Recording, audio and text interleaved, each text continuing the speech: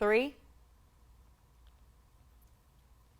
Welcome to this week's Horseshoe FAQ. I'm Larra Overton alongside Colts.com writer JJ Stankevitz as the Colts prepare for two things: their first road trip and their first divisional game of the regular season. Go ahead and submit your questions right there in the comments section. We will take those, debate those, discuss those for the next 15 minutes or so ahead of this trip down to Nashville to face the Tennessee Titans. Of course, the Titans coming off a victory, clinching that overtime win over the Seattle Seahawks on the road in hostile territory. A big game from Derrick Henry, as you would expect. So the magnitude just continues to grow. You know it's always going to be a battle when you have those AFC South opponents going head to head. JJ, over the course of this week, something we're closely watching, of course, the status of Carson Wentz and those ankles and everything. For you, from your perspective, what do the Colts have to do defensively is where we're going to start in terms of attempting to, as best you can, contain Derrick Henry. Did you hear Julian Blackmon on Wednesday? Julian was so good talking to the media on Wednesday because he was just like, yeah, we have to tackle Derrick Henry. We have to do it. And you could tell as he was talking, he was just like ready to go out to practice and start trying to get it done. Look, Derrick Henry there's no one like him. That's literally what DeForest Buckner said. There's no one like Derrick Henry in the NFL. He is the way that he runs and the way that he gets stronger as the game goes on, Larra, is just it's legitimately unique in the league. So what the Colts have to do is rally to the ball. So Julian Blackmon said on every play they want 7 guys going to the ball and in there to help make the tackle on Derrick Henry. That is an emphasis. And this is a team that does that. This is a team that does rally to the football. They do gang tackle very well.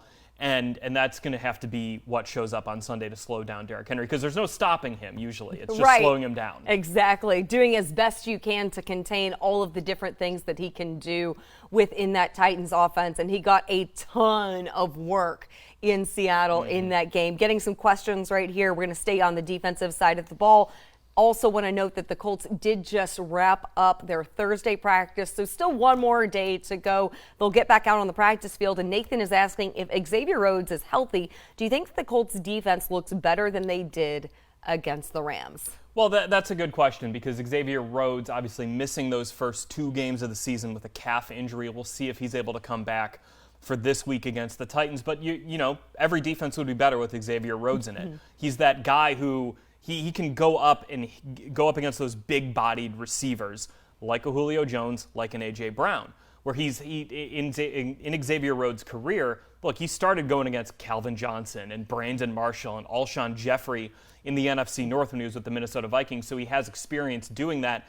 That would be certainly important to have against a Titans offense that has a couple of those big-bodied receivers. And what we saw from Xavier Rhodes in those first 2 weeks that he wasn't on the field, he was heavily involved on the sidelines. He was really engaged, giving some notes, giving immediate feedback to guys like TJ Carey, Rock Yassin, who are all out there. Isaiah Rodgers won as well. And Isaiah is one of the guys who Coach Reich pointed to as really he saw steady growth and steady improvement over the course of camp. But we would love to have your secondary reinforced by Xavier Rhodes, because you know what you're going to have to do. We know it was a priority for the defensive line to be able to rotate guys throughout. You would also like to have that option when you have kind of that cornerback room. It's anchored by Kenny Moore the second, but the way that they like to switch things up defensively, Tennessee is going to have to keep you, or will keep you, on your toes. So you need to be able to mix it up with a few different rotations of guys specific to that secondary. Well, and remember what I said, Larra, about gang tackling Derrick Henry.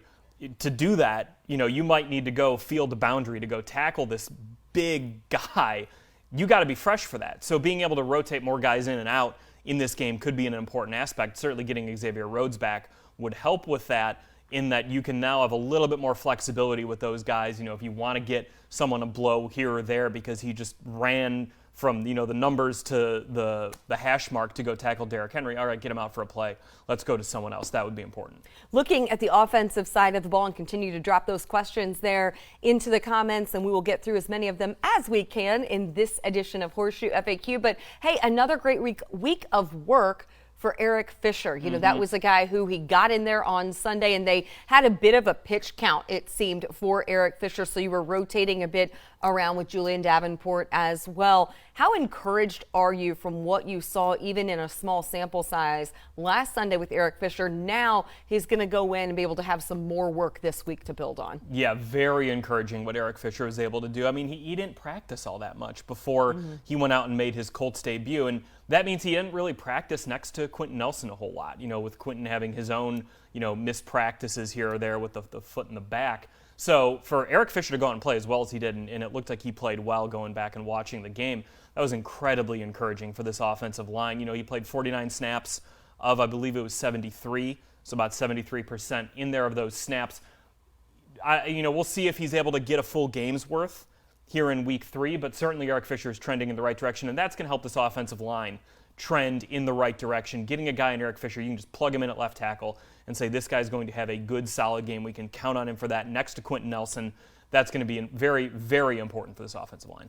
Robert asking about the quarterback situation with Brett Hundley and with Jacob Eason. We heard from both of those guys during media availability today, so you can hear that on Colts.com, Colts YouTube channel. We always post those media availabilities. And Frank Reich has yet to declare, let's see if I can talk today. Frank Reich has yet to declare what the situation will be should Carson Wentz not be ready to go. But one of the things that we heard is that Carson was going to do everything that he could, certainly, to be ready. What kind of can you pinpoint, or what pulse can you get of the current quarterback situation? It really seems like all options are on the table right now as you watch to see what progress Carson's able to make, and then you explore both what Jacob Eason and Brett Hundley are able to give you behind Carson. Yeah, Larra, when you mention all options are on the table, well, the first option is Carson Wentz playing. That is still on the table right now because the Colts are not ruling him out as he goes through treatment and tries to do everything he can to get on the field.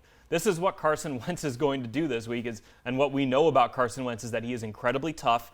He has a high pain tolerance, and he heals fast. That's something Frank Reich has said about Carson. So Carson's going to do whatever he can to get on the field. He said they're throwing the kitchen sink at, treating his foot. I think someone made a comment on Twitter like, well, don't actually throw a kitchen sink at his foot. It would kind of hurt if it hit it. But, they're working on getting treatment on these 2 ankles that are sprained. So if Carson can play, he's going to go. Now, beyond that, we had a chance to talk with Frank Reich on Wednesday, and he was asked what happens if Carson can't play. And he was sort of like, let's pump the brakes on that. We want to see if Carson can go, and then we'll make that decision. So leaves that open to some interpretation. But we'll kind of see how the injury report shakes out on Friday, the final one, on what Carson Wentz's injury game status is, and then kind of go from there. And a couple of things that we heard yesterday that you can take some things from is, one, Carson said that his ankle was already feeling, or I guess both ankles. Feeling better on Wednesday than they were even on Tuesday. So he was really seeing progress in the time that he had already, so you hope that he continues to see that really steady improvement. And then we also, of course, Frank Reich was asked about how comfortable would you be having a quarterback play who doesn't practice at all that week. And people turn the attention to back in 2018, you had that situation where T.Y. Hilton, being the veteran that he was, had some situations where didn't practice during the week but was able to play on game day. Certainly not ideal, but should we get to a situation on Friday even that maybe you haven't yet seen Carson Wentz, by no means does that mean that they made any determination on what Sunday's status will be. Yeah, 100%, Larra, because Frank Reich, his general rule is you need to practice on Friday to play in a game Sunday, but Reich also said there are exceptions to that. T.Y. Hilton, as you mentioned, Larra, was an exception to that. You would figure Carson Wentz could be a possible exception to that if he's not ready to go. But, if they're able to get him down to Nashville, test things out before the game Sunday, and, actually there is some stability in those ankles. Let's go give it a go. That, again, everything is on the table here. I don't think the Colts don't know where this is going because it's very much dependent on Carson Wentz's ankle continuing to heal and continuing to progress after what he said, like you mentioned on Wednesday, that his ankle is feeling better. So that's going to be what we're going to follow here. That even if Carson Wentz doesn't practice on Friday, his status for the game may be questionable because, like we said, he could be an exception to that rule. Looking at the offensive line, Robert is asking, are the Colts going to use Matt Pryor instead of Davenport if Braden Smith is out. I guess that's assuming that, of course, Eric Fisher would be back at left. The plan there for right tackle between Pryor and Davenport, who we saw both of those guys rotating in against the Rams. Right, yeah, Matt Pryor got his Colts debut against the Rams because the Colts were rotating Eric Fisher in on that pitch count that you mentioned, Larra. And when that happened, Julian Davenport slid from the right side to the left side of the offensive line with Matt Pryor then coming in at right tackle. So I don't know. I don't know how the coaches are going to grade out those two guys, how Matt Pryor did at right tackle versus Julian Davenport. We'll see. Davenport has more starting experience in the NFL than Pryor. Pryor had 10 starts with the Eagles. Davenport, I think, is up into the high teens or 20s. So we'll see on that front. I'm not sure 100% on what the Colts are going to do there. That's a better question for Frank Reich. And we'll probably learn that. That's one thing we should note as well. Coach Reich will speak tomorrow after practice, right around 1:45. So we'll learn a lot of situation in terms of personnel availability, looking ahead to that matchup in Nashville when we hear from Coach Reich immediately following Friday's practice session. Trev wants to know, what should we expect from Strawn on Sunday? Strawn was certainly one of those preseason all-stars, if you will, who so many people were excited about because of that big-bodied option, all of the athleticism that he brought you. And we know with a Frank Reich game plan, he always likes to mix it up, utilize a lot of different targets. What do you expect to see from Strawn? So Strawn's been playing, a limited menu of snaps, which is probably what you would expect out of a seventh-round pick who's kind of just, getting his feet wet in the NFL, that you don't want to overload him with too many things. But we've seen, in these preseason games what Mike Strawn can do. And he's a talented player, a guy who can be useful, on third down, which is what he was against Seattle, where they said, hey, go out there. We're going to use you on third down in situational football. He went out and he made 2 really tough catches to pick up third downs.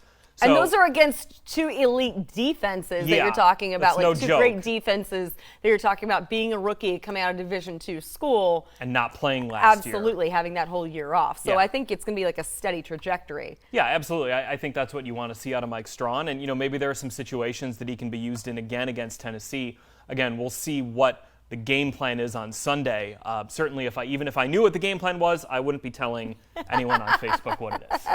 Douglas is asking, how long must linemen play together to gel and get chemistry? That's an interesting situation. Is an interesting question. And that really varies, I think, a lot based on the quarterback that those linemen are playing with as well. We have seen this particular offensive line adapt to a lot of different guys who have been under center over the past few years. And of course, you have Braden, who's been out for, a period of time following that, following week 1 game, of course. So you have a situation where you're finally getting Eric Fisher up to speed. So you would expect that although these guys are professionals and feel like that when you're getting out there, everyone's expecting to be the number one. Like in terms of you want to put, if you're starting, that's your first team offensive line. That's who you're putting out there. So it's no excuses based on injuries and those different things. So you would think, especially going into this week, you're starting to see a little bit more cohesiveness between some of that group. Yeah, absolutely. And again, when you drop a veteran like Eric Fisher into an offensive line, it's a little easier to get that communication and cohesiveness to gel than it might be with a rookie.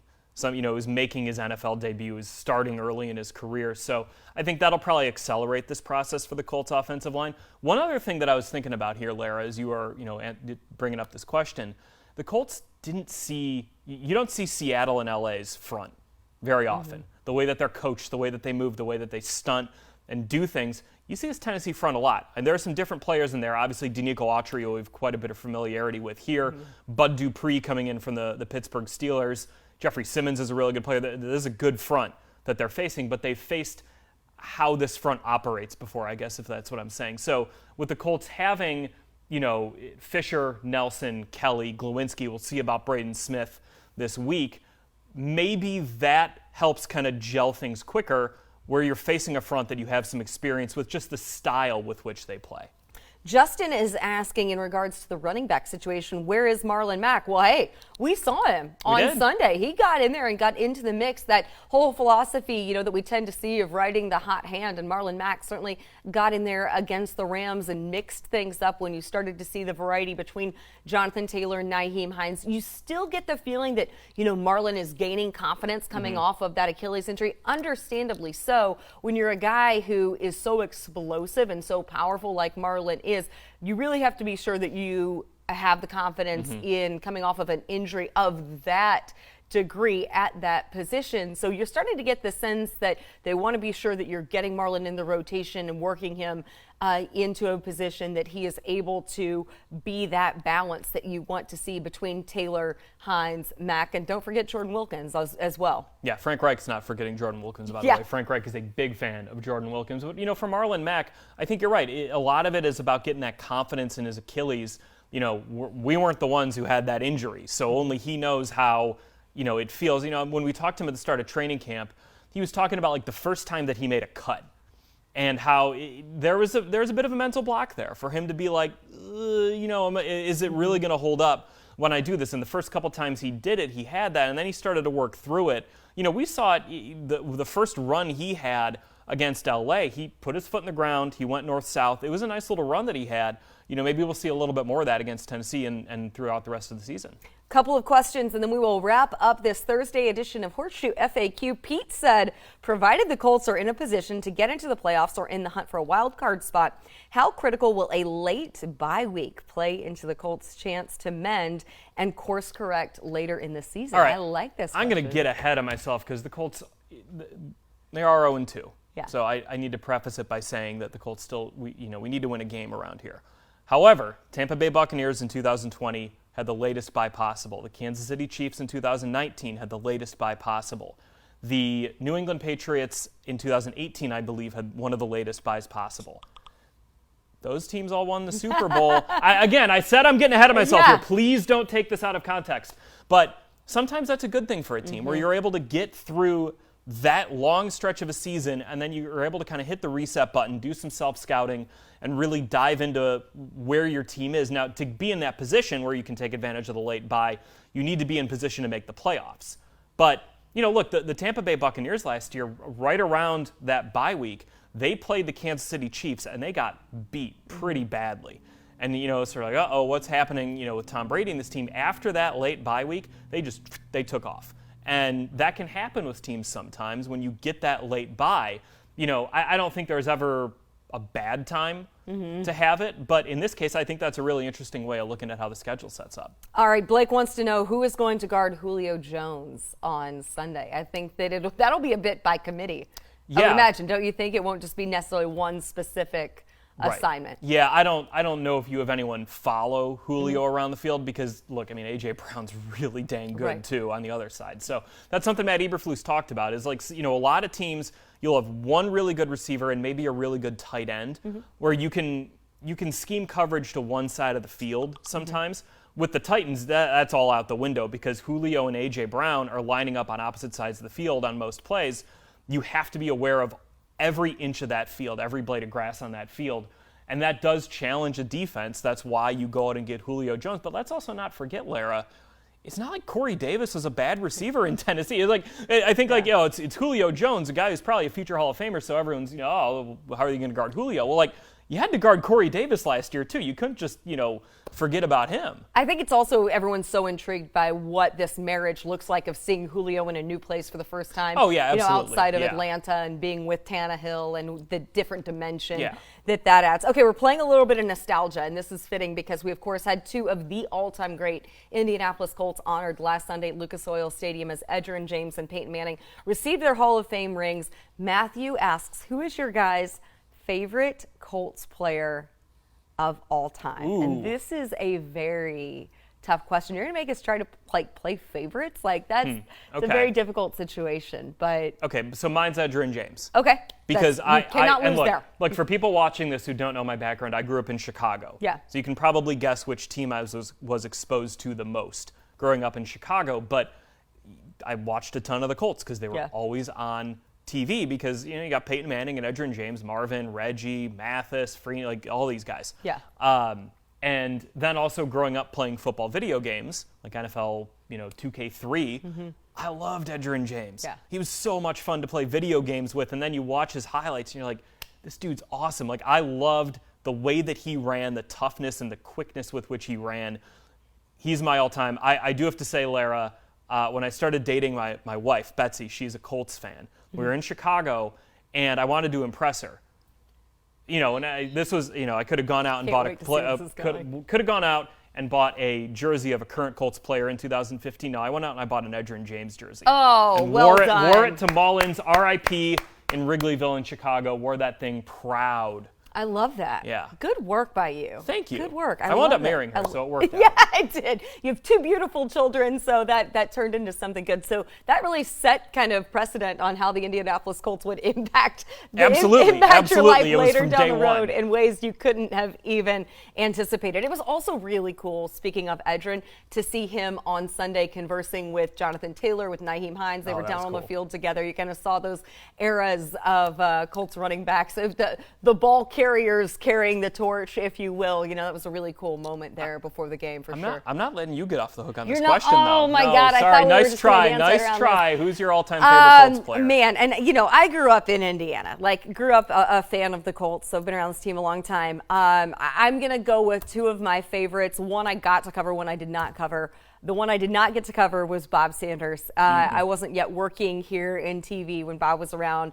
Absolutely just loved the way that he played. You talk about, toughness and what he embodied, to this defense. He was one. And then, Reggie Wayne. From the training camp entrances to amazing interviews, he was truly one of those who just brought so much personality, always entertaining, so incredible. And he, kind of carried the era of Peyton and Marvin over, and he obviously played with Andrew Luck and all of those things. So I love that he was kind of that bridge between eras of Colts football, kind of from those days to now. Bob Sanders and Reggie Wayne both on the list of nominees for the Pro Football Hall of Fame class of 2022. Robert Mathis, with too, Robert right? Mathis for the first time. Got Jeff Saturday on there. Pretty impressive list. Those Colts teams were pretty good, weren't they? They were darn good. That was a whole lot of fun. And Sunday will undoubtedly be a whole lot of fun down in Nashville. 1 o'clock kickoff. If you're here, if you're making the road trip with us, though, we're driving down. We're headed down I-65. It is a noon kickoff in Nashville, so don't forget about that. Don't do too much tailgating. Think it's 1 o'clock. It is 1 o'clock. Central Indeed. time. Indianapolis time, but Nashville time. It is noon. Thanks so much for hanging out, spending part of your Thursday afternoon with us. Keep in mind, tomorrow, Colts will practice. They'll be out on the field, and then Coach Reich will meet with the media early afternoon for the full report ahead of Colts versus Titans.